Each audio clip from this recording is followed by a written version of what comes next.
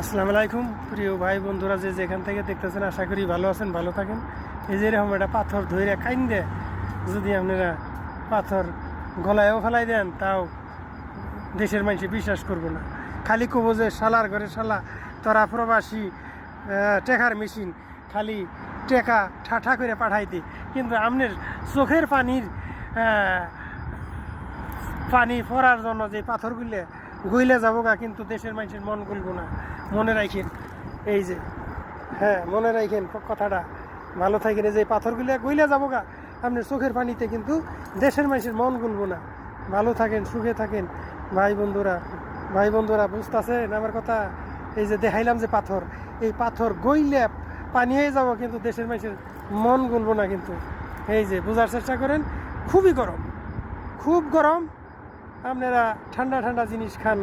প্রবাসী ভাই বন্ধুরা ভালো থাকেন, সুখে থাকেন, এই হলো আমার কামনা।